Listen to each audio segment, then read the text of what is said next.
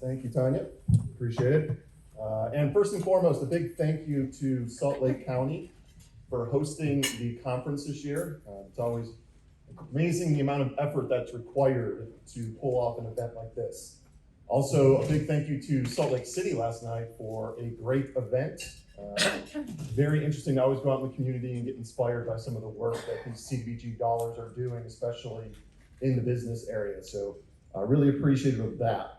I'm going to spend just a brief 5 minutes going over a very important topic. This is one that is going to be very relevant, especially after the mayor's comments around disruption and innovation itself. But by way of introduction, I am Jason Rusnick. I am the president and co-founder of Neighborly Software. You can learn more about our company out in the booth area. We focus solely on HUD programs. So we do everything for software related for the enrollment, administration, and reporting of community development programs, of HCV programs, and disaster recovery programs. But what I want to spend just a couple of minutes talking about is innovation in GovTech and the accelerating pace of innovation in GovTech. And I'm sure all of you have felt it. I will warn you, this presentation will elicit an emotional reaction from you. It will be one of three things, or four technically. You will either be excited and inspired. You may be nervous, scared, and want to run out of the room. You might say that I am full of it and you are a denier of technology. And the remaining group of you are going to be stuck on your phones, probably solving the last Wordle phone thing for this morning as well. So one of those four buckets you will fall into at the end of the presentation today.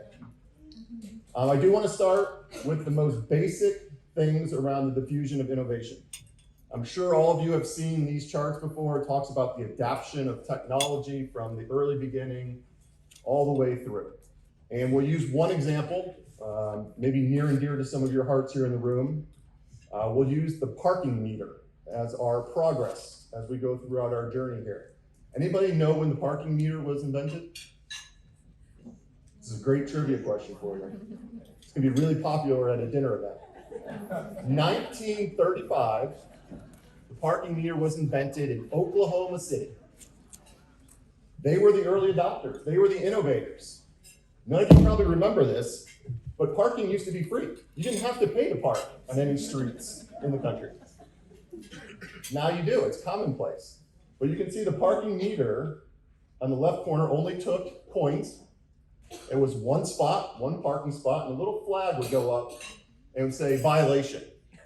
And somebody would walk around, they were called meter maids, and they would collect the money from the actual parking meter every day, and they would give you a ticket every day if they found that your car was parked there illegally. Fast forward 65 years, you can see the guy on the right in the year 2000. Nothing has changed.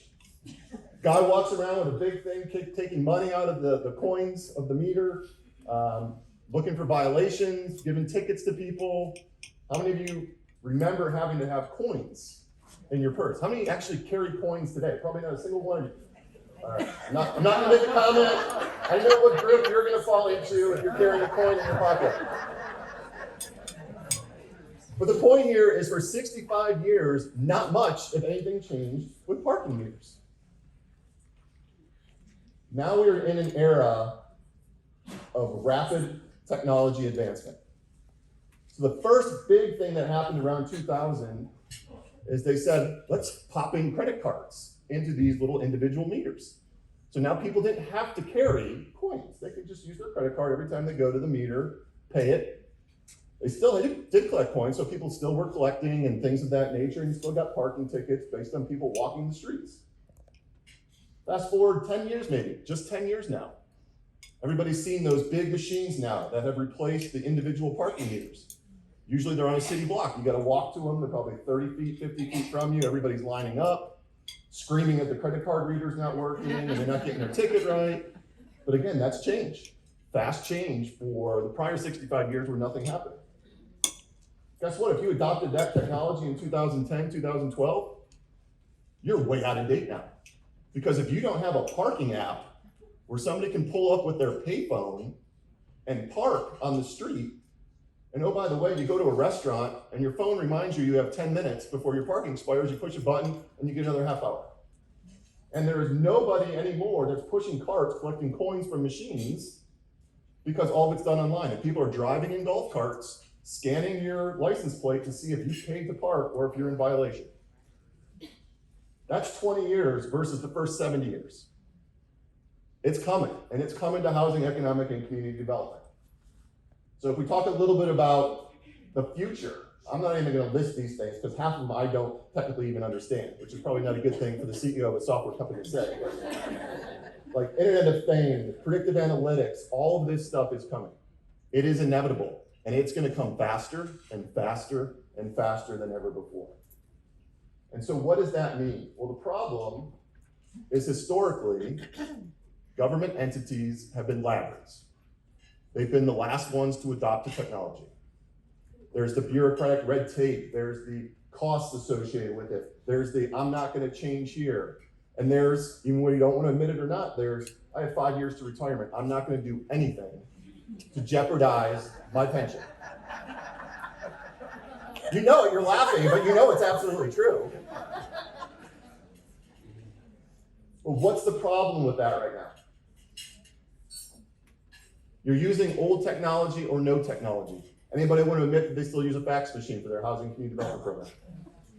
It's happening. I know it. I've seen it when I walk in. I've also seen every single one of your offices where I walk in and there is a closet full of filing cabinets with paper flowing out of them. Everywhere. So don't lie about it. It exists somewhere within your office. How many of you right now, and this is the serious question, because we hear it every time we talk to our neighbors, which is our affectionate term for clients. How many are you struggling with turnover in your staff and finding people to fill those voids? Raise your hand, show of hands. You want to know one of the reasons why? The millennial generation, the younger workers, don't want to push paper. They don't want to put paper in a filing cabinet. They don't want to be tethered to an office. They want to work from home 1 day or 2 days or 3 days a week.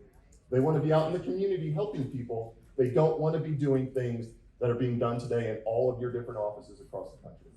And that is going to be a huge, huge problem as people retire within the housing and community development departments. Finding that next generation is not going to be easy if you're using the old parking meter that was built in 1935. And that basically says it right here. So you really risk being left behind, not only by your constituents, who, by the way, we are the largest provider of emergency rental assistance. We put $11 billion through our software.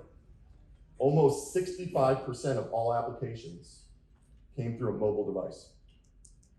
So don't tell me that the people in your community can't adopt the technology.